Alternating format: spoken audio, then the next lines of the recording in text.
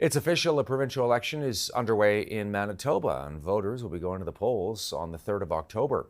The Conservatives have been in power for quite a while, and Heather Stephenson, the Conservative leader, will face off against the leader of the NDP provincially, Wab Kinew, in Manitoba. Stephenson met with the Lieutenant Governor this morning to formally kick things off. 28-day campaign going into the election. The Conservatives held 35 of the province's 57 seats. The NDP have 18. The Liberals have 3. Stephenson has been premier for 2 years after her predecessor, Brian Pallister, stepped down. Pallister won the election, the last one back in 2019. All right, let's bring in political analyst and former leader of the NDP, Tom Mulcair, who's joining us from our studios in Montreal. Good to see you, Tom. Thanks for your time. Good to be with you, Todd. Okay, let's start with Manitoba if I can. This is interesting because you've got a two-way race, pretty much, between the Progressive Conservatives and the NDP. You're very familiar, of course, with the NDP and Wab Kinew. Your thoughts on what we might see here over the next 28 days? I think it's going to be one heck of an election. It's going to be close.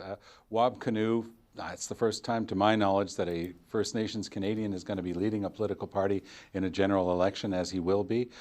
Stephenson has come into her own. She was very, very unknown when she took over from Pallister, as you just mentioned. She's managed to define herself and done a pretty darn good job of it. She's a capable politician. Are people just in a mood for change? I mean, it was an odd thing that the Conservatives won the last time and then Pallister just threw in the towel and handed it off to Stephenson, who won in a fair fight.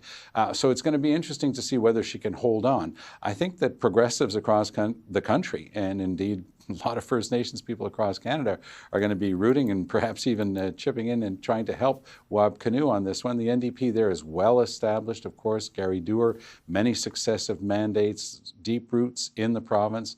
So it's going to be an interesting one to watch. I wouldn't dare make a prediction at this stage as to which way it's going to go, but I think that Wab Kinew, given the novelty factor and his personal strengths, is going to put on quite a showing. Yeah, we're going to show the standings just for our viewers to give them a sense of where things are at.